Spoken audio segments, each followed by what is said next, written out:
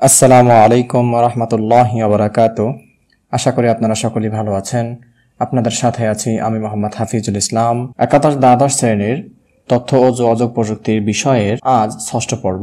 ইতিপূর্বে আমরা সংখ্যা পদ্ধতি সম্পর্কে আলোচনা করেছি। আশা করি আপনারা ক্লাসগুলো দেখে নিয়েছেন। আজকে আমরা সংখ্যা পদ্ধতির রূপান্তরগুলো শিখব ইনশাআল্লাহ। আমরা জানি পজিশনাল সংখ্যা পদ্ধতি 4 প্রকার: দশমিক সংখ্যা পদ্ধতি, বাইনারি সংখ্যা পদ্ধতি, অক্টাল সংখ্যা পদ্ধতি, হেক্সাডেসিমাল সংখ্যা পদ্ধতি। এই 4টি সংখ্যা পদ্ধতি দ্বারা 12 ভাবে রূপান্তর করা যায়। আজকে আমরা 12টি রূপান্তরের নাম জানব এবং শেখার চেষ্টা করব। দশমিক থেকে বাইনারি। 2 নম্বর আমরা লিখতে পারি দশমিক থেকে অক্টাল। 3 নম্বর আমরা লিখতে পারি দশমিক থেকে হেক্সাডেসিমাল। 4 নম্বর আমরা লিখতে পারি বাইনারি থেকে দশমিক। 5 নম্বর আমরা লিখতে পারি অক্টাল থেকে দশমিক। 6 নম্বরে আমরা বলতে পারি হেক্সাডেসিমাল থেকে দশমিক। 7 নম্বরে আমরা বলতে পারি বাইনারি থেকে অক্টাল।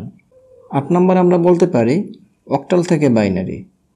9 নম্বরে আমরা বলতে পারি বাইনারি থেকে হেক্সাডেসিমাল।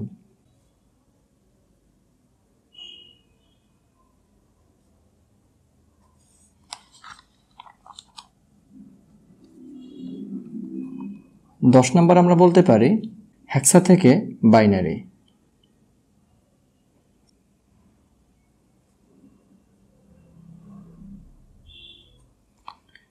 11 নম্বর আমরা বলতে পারি অক্টাল থেকে হেক্সাডেসিমাল। 12 নম্বর আমরা বলতে পারি হেক্সাডেসিমাল থেকে অক্টাল।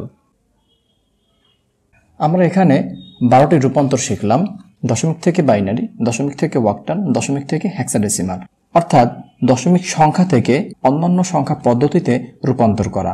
এই যে আমরা প্রথমে যে 3টি দেখতে পাচ্ছি, এই 3টি আমরা একটি নিয়মে শিখব। এই 3টির হচ্ছে একটি নিয়ম। আমরা একটি নিয়ম শিখলেই এই 3টি রূপান্তর করতে পারবো। অর্থাৎ দশমিক থেকে যে কোনো রূপান্তরই আমরা একটা নিয়ম ব্যবহার করেই করতে পারবো। তারপর এই 3টি আমরা একটি নিয়মে শিখব। একটি নিয়ম শিখলে আমরা এই 3টি রূপান্তর করতে পারবো। তাহলে 2টি নিয়ম শিখলে আমরা এই 6টি রূপান্তর করতে পারবো এবং বাকি 6টি রূপান্তর করার জন্য আমরা মাত্র একটি নিয়ম শিখব।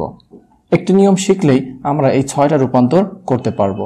তাহলে দেখতে পাচ্ছি মাত্র 3টি নিয়ম শিখলেই আমরা এই 12টি সংখ্যা পদ্ধতির রূপান্তর শিখতে পারবো। আপনারা অবশ্যই ভিডিও পজ করে এই 12টি সংখ্যা পদ্ধতি লিখে নেবেন।